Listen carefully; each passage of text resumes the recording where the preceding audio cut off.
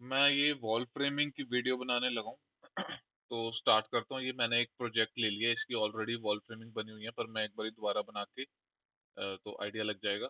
तो हमारे पास ये वॉल सेक्शन कैड ब्लॉक वाली एक फाइल है, उसमें ये सारे इसके डायनेमिक ब्लॉक्स पड़े हुए हैं वॉल फ्रेमिंग के। मैं एक बार बता भी देता हूँ।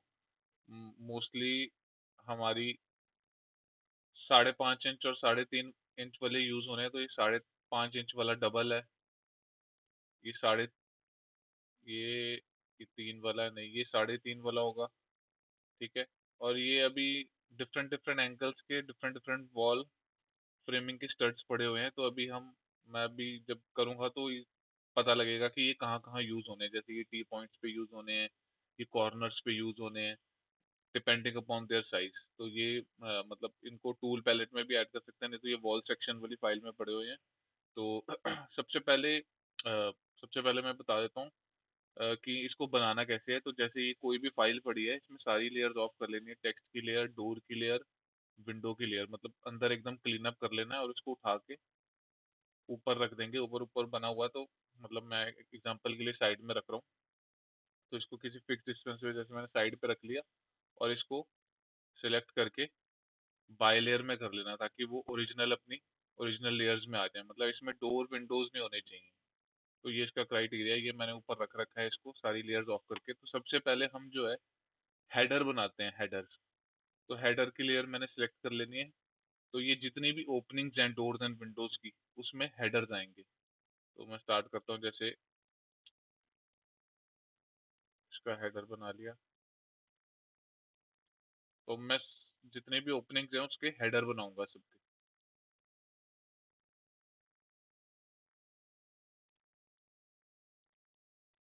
हेडर जब बन जाएंगे तब हम उनको साइजिंग, उनके डिफरेंट डिफरेंट साइजेस देंगे। वो उसके लिए हमारे पास एक ब्लॉक पड़ा हुआ है, उसमें टेबल बना हुआ है।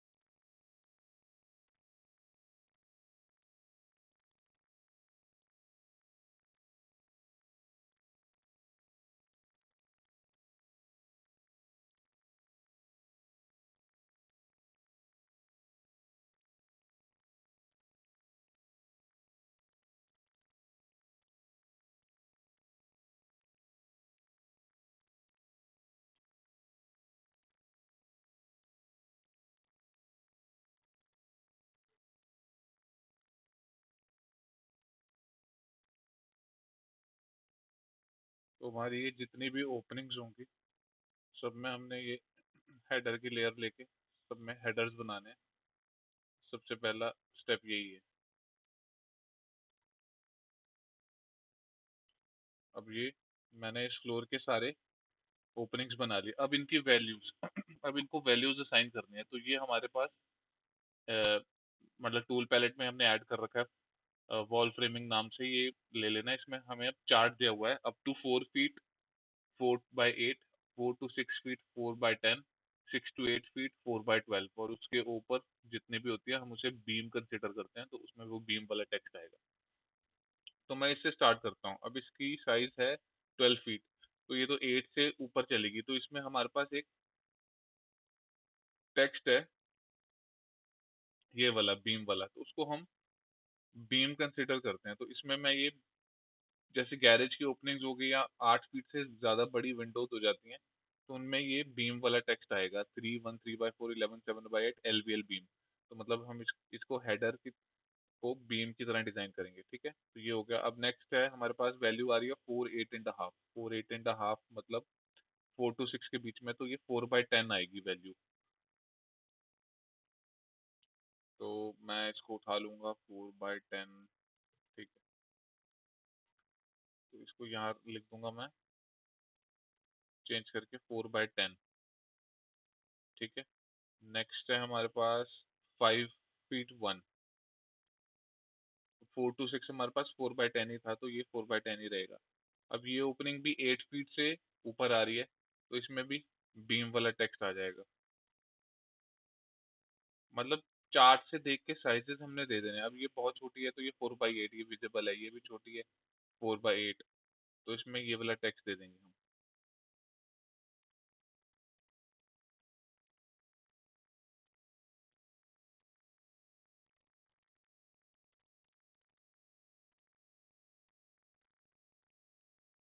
इसमें आ जाएगा 4/8, इसमें भी आ जाएगा 4/8। ठीक है। अब नेक्स्ट ये गैरेज है, ये बड़ा है तो इसमें भी बीम वाला टेक्स्ट आ जाएगा।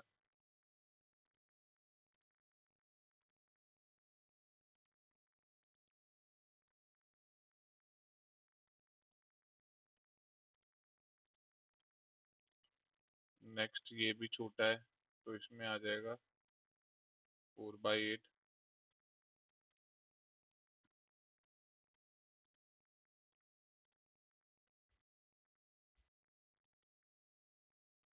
अब इसमें आ जाएगा 4/10, ये 4/8.5 है। तो मतलब चार्ट से देख के हमने सब सबकी वैल्यूज प्रोवाइड कर लेनी है कि कौन कितने वाला है। अब ये 6 फीट ओपनिंग है तो ये 4/12 हो जाएगा।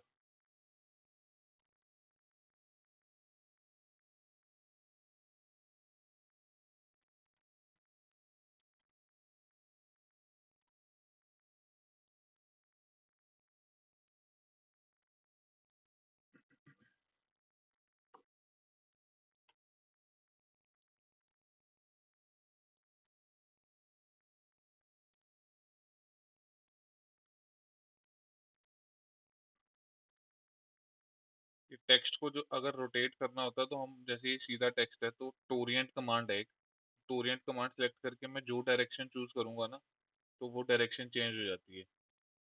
तो ये टेक्स्ट की पोजीशन मतलब एंगल चेंज करने के लिए हम टोरिएंट कमांड यूज कर सकते हैं। ये हो गया। उसके बाद मतलब मैंने सबको वैल्यूज दे दी।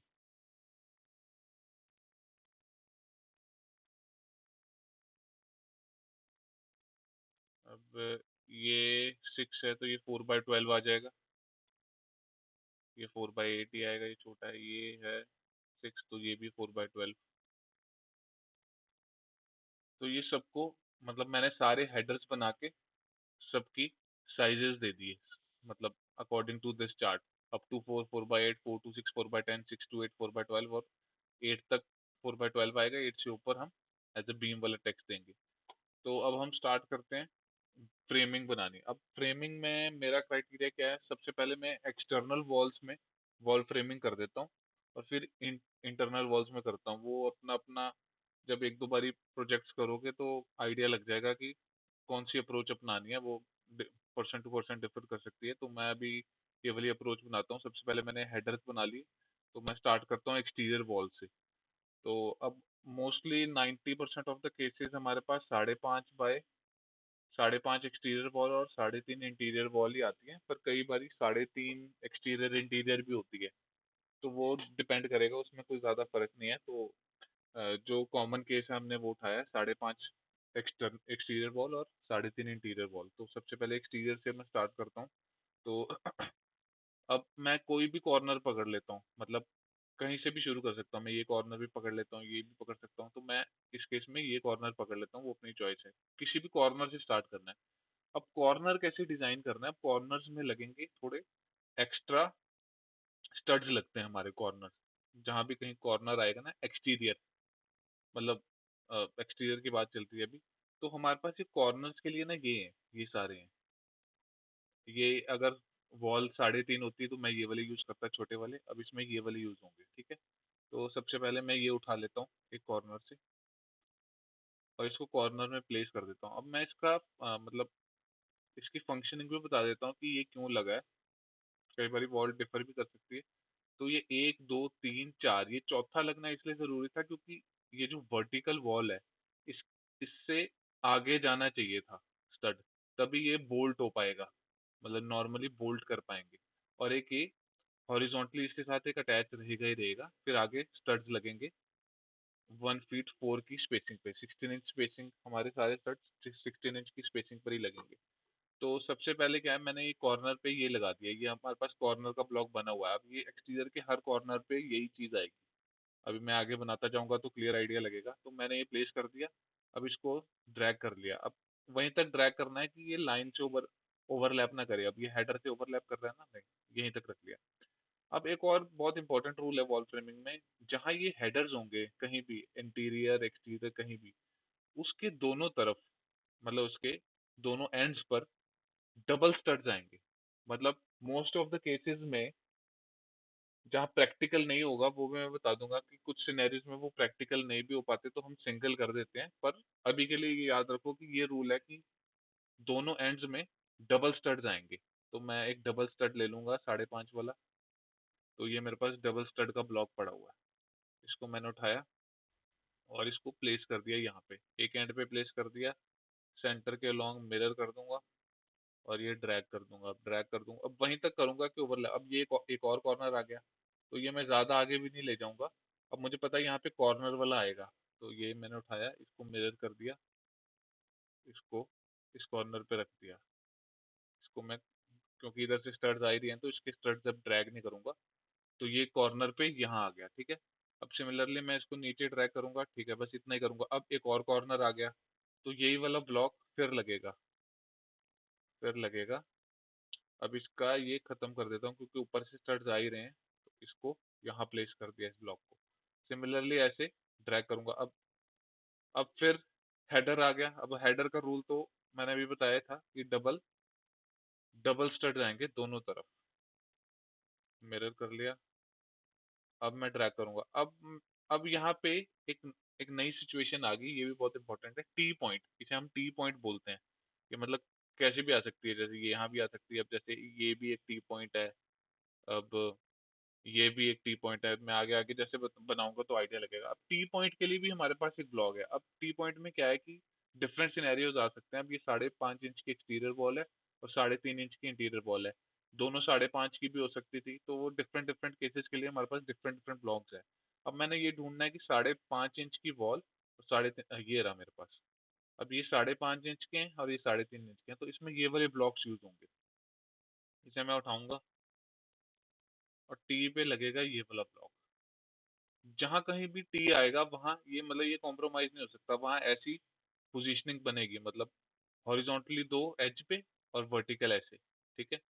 अब मैं इसको स्ट्रेच करूंगा तो ये तो मतलब क्रॉस कर जाएगा। तो हम, अभी मैंने रूल बताया था, हेडर में कॉर्नर में लगेंगे डबल स्टड्स। तो यहाँ अभी मैं सिर्फ एक्सटीरियर से स्टार्ट कर रहा हूँ, एक्सटीरियर डिजाइन कर रहा हूँ, ठीक है। तो ये कर लिया मैंने। अब फिर मेरे पास टी पॉइंट आ गया। अब टी पॉइंट के लिए यही ब्लॉक। अब हाँ, अब ये डिफरेंट सिनेरियो आ गया, इसमें दोनों 5.5 है। अब मैं दोनों 5.5 इंच वाला ब्लॉक ढूंढता हूँ, ये वाला। अब इसमें हॉरिजॉन्टल और वर्टिकली दोनों 5.5 इंच वाले स्टड्स हैं। अब ये लिया, इसको स्ट्रेच करूंगा, स्ट्रेच करूंगा, स्ट्रेच करूंगा। अब ज्यादा भी नहीं करूंगा क्योंकि कॉर्नर पे वही रूल, कॉर्नर वाला रूल लग जाएगा। यहाँ से मैं उठाऊंगा और कॉर्नर पे प्लेस कर दूंगा, ठीक है।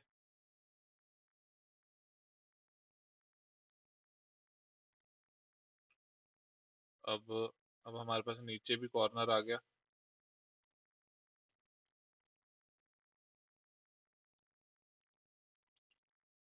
अब यहाँ पे मैंने प्लेस कर दिया, ठीक है इसको। अब हमारे पास फिर हेडर आ गया, तो मैं ये डबल वाला उठाऊंगा,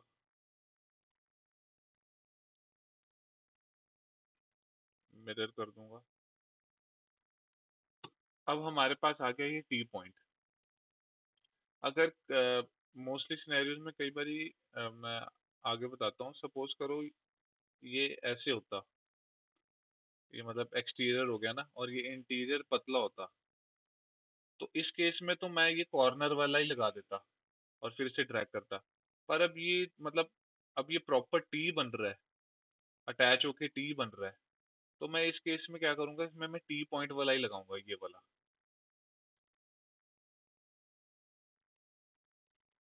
तो इसमें ये उठाऊंगा और ये वाला लग जाएगा। इसको भी कम ड्रैग करूंगा, अभी मैं एक्सटर्नली डिजाइन कर रहा हूँ।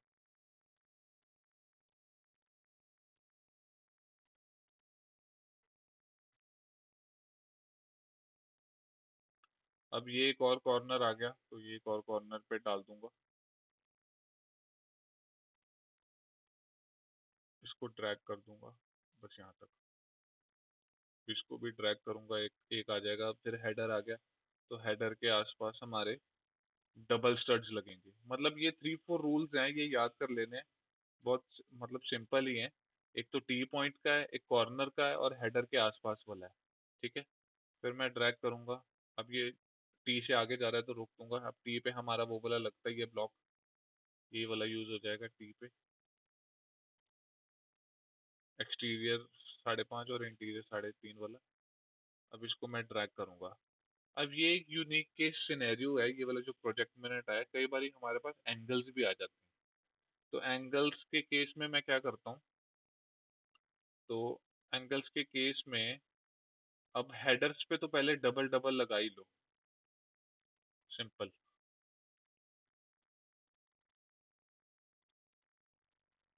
इसको 45 डिग्री रोटेट किया, क्योंकि ये मुझे पता है ये एंगल 45 डिग्री है। इसको रोटेट किया, इसको मिरर किया, ठीक है। सिमिलरली इसको भी मिरर किया, तो दोनों हेडर्स पे तो आ गया। अब मैं क्या करूंगा, अब मैं एक्सप्लोड कर लूंगा एक ब्लॉक को। मतलब ये ब्लॉक तो अभी भी ब्लॉक ही है, और एक ना कॉर्नर पे प्लेस करूंगा। एक कॉर्नर पे प्लेस करूंगा, और एक दूसरे कॉर्नर पे प्लेस करूंगा।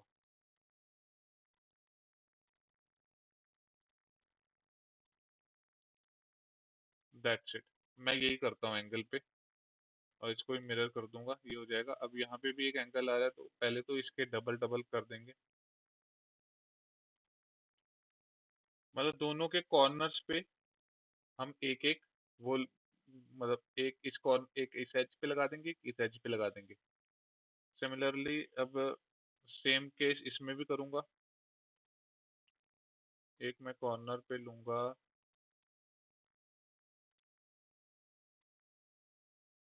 और एक इधर लग जाएगा, ठीक है। अभी इसको मिरर कर दूंगा। तो एंगल पे मैं ऐसे वॉल फ्रेमिंग करता हूँ एंगल्स पे, ठीक है। बाकी फिर वही सेम केस। अब ये भी कॉर्नर है,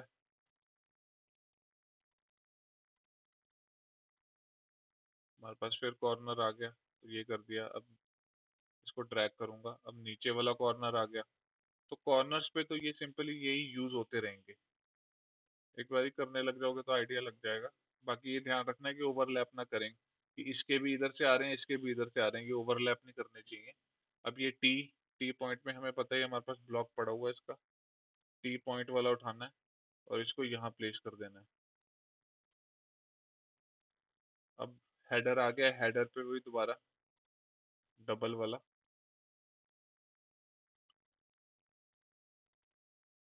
अब टी पॉइंट पे उठाया, और यहाँ पे प्लेस कर दिया, ठीक है। इसको ड्रैग करूंगा। अब एंगल वाला मैंने अभी डिजाइन किया है, ये सेम ही लग रहा है, तो मैं यहीं से उठा लूंगा। ये देख लेना है कि कहाँ कहाँ रेपिटेटिव चीजें हो रही हैं, वही चीजें उठा सकते हैं। इसको कॉपी पेस्ट कर दूंगा, ये सेम आ गया। इसका ये रह गया, ये उठा लूंगा।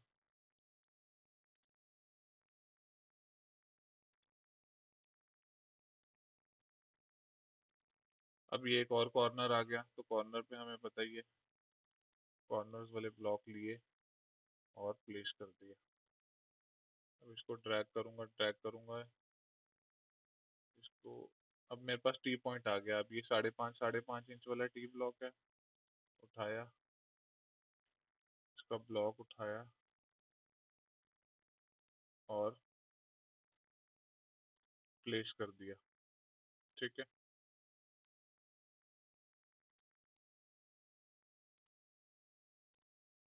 तो ये मेरे पास एक्सटीरियर डन हो गया। मतलब मेनली मेनली मैं एक बारी ओवरव्यू फिर दे देता हूँ। कॉर्नर्स, हेडर्स के दोनों तरफ डबल ब्लॉक्स, और टी पॉइंट्स, डिफरेंट साइजेस के टी पॉइंट, 5.5 5.5 5.5 3.5, ठीक है। तो ये हम करते करते आ गए। और एंगल पे मैंने बताया, ये कॉर्नर कॉर्नर पे ये दोनों अटैच हो जाए, और दोनों तरफ डबल डबल आ जाए, कॉर्नर कॉर्नर पे ही दोनों लग जाए, ठीक है। तो ये हमारे पास हो गया एक्सटीरियर। अब इंटीरियर में यही ब्लॉक को स्ट्रेच करूंगा मैं, एक इंटीरियर से स्टार्ट कर देता हूँ। अब इसको स्ट्रेच करूंगा, स्ट्रेच हो गया, ठीक है। अब एक कॉर्नर पे भी एक, जब एंडिंग हो रही है वॉल की तो कॉर्नर पे एक जरूरी है, ठीक है। तो मैं एक एक्सप्लोड करके एक ब्लॉक निकाल लूंगा और कॉर्नर पे एक प्लेस कर दूंगा, ठीक है। ये मैंने कॉर्नर पे प्लेस कर दिया। सिमिलरली ये वाला है, इसको स्ट्रेच करूंगा, स्ट्रेच करूंगा, अब यहीं तक स्ट्रेच करूंगा। अब हेडर आ गया। अब हेडर पे वही रूल लगेगा, डबल वाला। तो मैंने डबल वाला लिया, यहाँ पे प्लेस किया, मिरर कर दिया। हाँ, अब ये एक नया केस सिनेरियो, ये इंटीरियर में जब इंटीरियर वॉल्स में आओगे तो ये सिनेरियो आएगा। अब टी वॉल आ गई। अब टी वॉल प्लेस नहीं हो पाएगी क्योंकि ये ओवरलैप कर रहा है। तो हमने जब हेडर की कॉर्नर और टी पॉइंट ओवरलैप करता है तो हमने टी पॉइंट को प्रेफरेंस देनी है। इसको एक्सप्लोड करके मैं इसका एक ब्लॉक उड़ा दूंगा और टी वाले को पूरा करूंगा। अब टी वाला मैंने उठाया,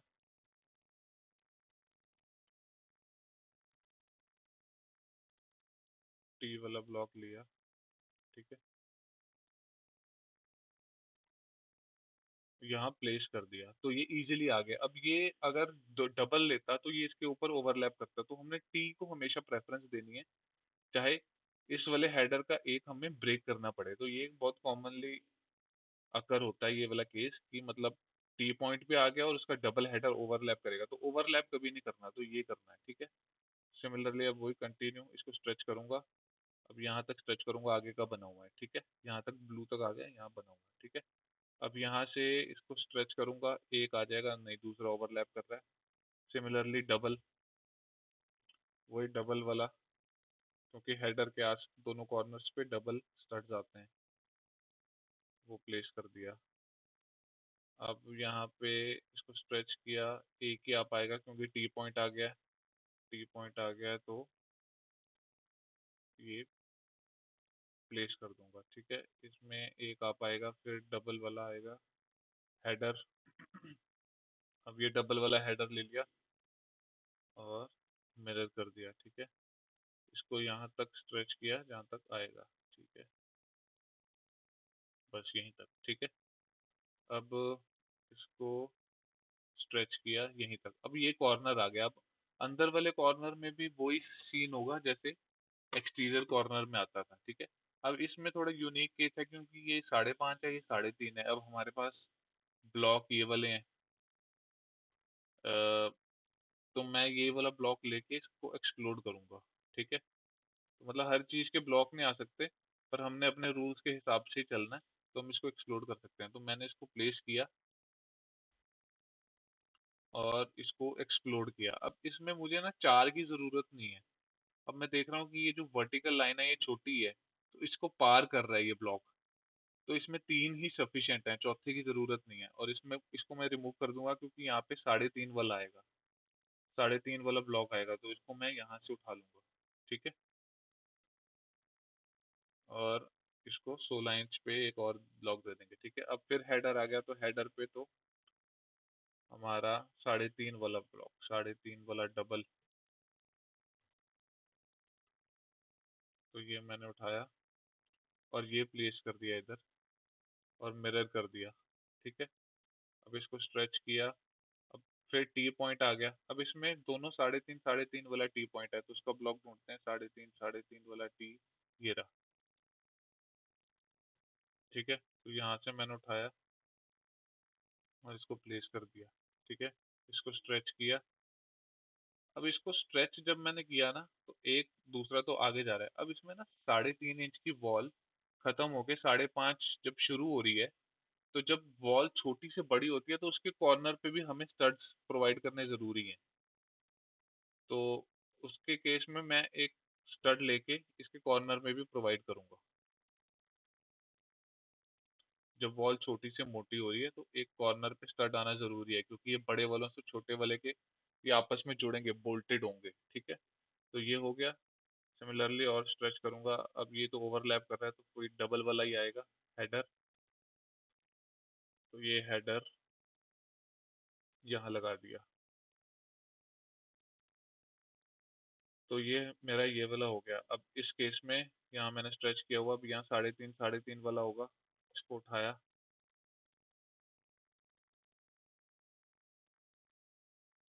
इसको, अच्छा ये 5.5 है, सॉरी। तो साढ़े पाँच वाला ये मेरे पास पड़ा हुआ है, ये उठाया, इसको प्लेस किया,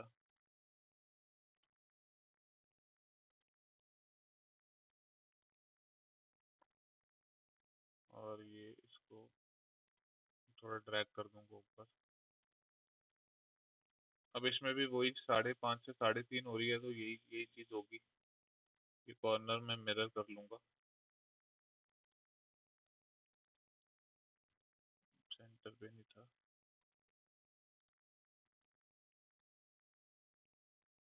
ठीक है, अब ये भी एक कॉर्नर आ गया, तो इसमें मैं क्या करूंगा, अब इसके हर चीज के भी ब्लॉक नहीं बने हुए, तो एक्सप्लोड करके हम खुद ही कर सकते हैं। तो इसमें एक, दो, तीन, चार, अब चार आ गया, मतलब इसको पार कर लिया।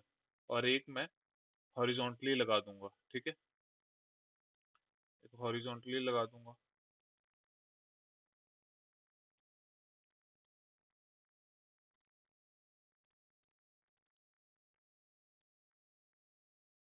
एक हॉरिजॉन्टली मैंने लगा दिया एच पे।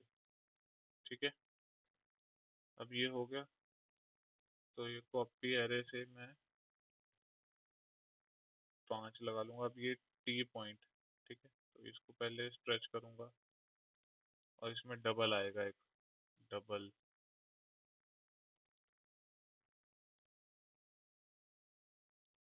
तो इसमें ये ओवरलैप कर रहा है, तो इसको पीछे ड्रैग कर दूंगा।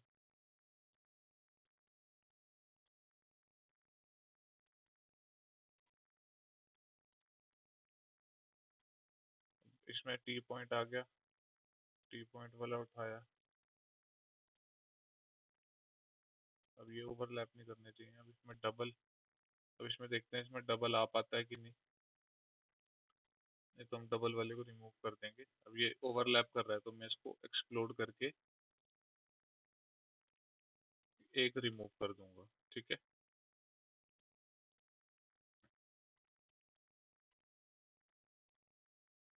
तो ये हो गया हमारा वॉल फ्रेमिंग की वीडियोस। एक ओवरलैप दोबारा दे देता हूँ।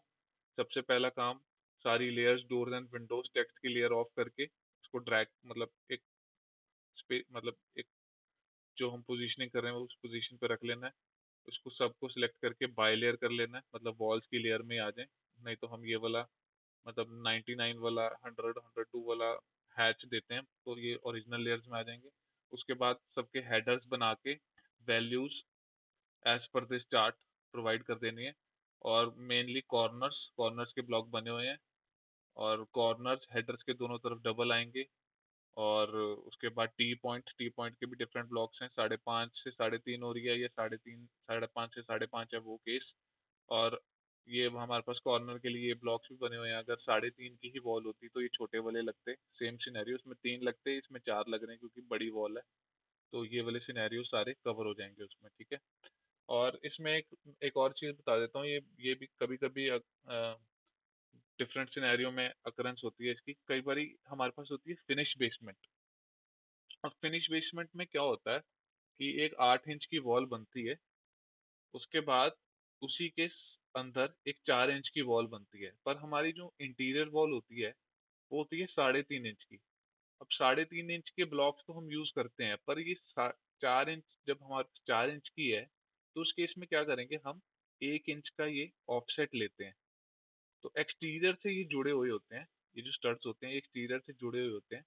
सेम मतलब बनाना ऐसी है जैसे अभी बताया, बस ये है कि 3.5 इंच वाले ब्लॉक जो हैं वो 3.5 हो जाएंगे 4 इंच वाली वॉल में। ये हमने आधे इंच का ऑफसेट लेना है एक्सटीरियर, मतलब इंटीरियर से।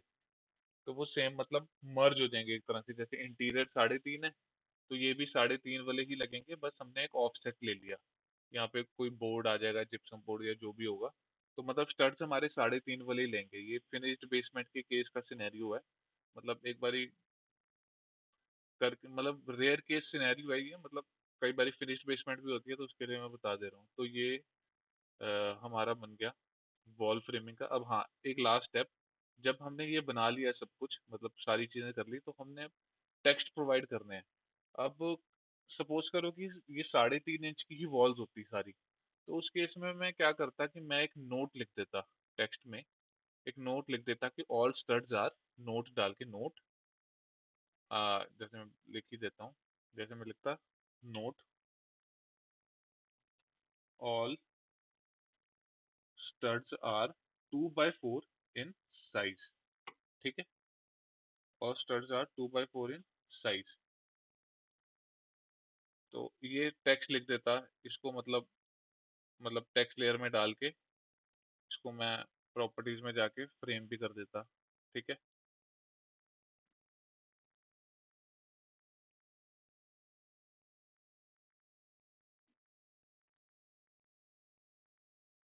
ये नोट लिख देता और इसको यहीं पे साइन एज के साथ में रख लेता। पर जहाँ हमारे पास डिफरेंट साइजेस की स्टड्स हैं, इसमें दो तरह के स्टड्स यूज हो रहे हैं, तो उसमें हम क्या करेंगे, ऐसे ही ये मतलब ये हम टेक्स्ट उठाएंगे ये एरोज वाला और प्रोवाइड कर देंगे। जैसे इसमें मैंने ये एरो लिया हुआ है, एक्सटीरियर में ये यहाँ यहाँ एरो मार्क किया हुआ है, ये 2x6 के साइज के स्टड्स हैं, ये दो 2x6 के साइज के स्टड्स हैं, ये 2x4 के साइज के स्टड्स हैं। तो ये मतलब इतने भी पूरे नहीं भर देने, मतलब ताकि थोड़ा बहुत क्लियर रहे कि कहाँ एक्सटीरियर में 2x6 के हैं, इंटीरियर में 2x4 के हैं। तो हमने ऐसे छोटे छोटे थोड़े बहुत 4-5 या जितने भी, जितना बड़ा करो उस पर डिपेंड करेगा, उस हिसाब से हमने ये टेक्स्ट प्रोवाइड कर देने एरोज वाले कि ये भी 2x6 का, ये भी 2x6, 2x6, ये अंदर वाले 2x4 के, तो थोड़े बहुत ये एरोज प्रोवाइड कर देने हैं। अगर एक ही तरह के स्टड्स यूज करने हैं तो ये हम, मैंने जैसे बताया, टेक्स्ट में लिख दूंगा नोट डाल के कि all studs are this by this size. तो ये बन गई हमारी वॉल फ्रेमिंग की वीडियो।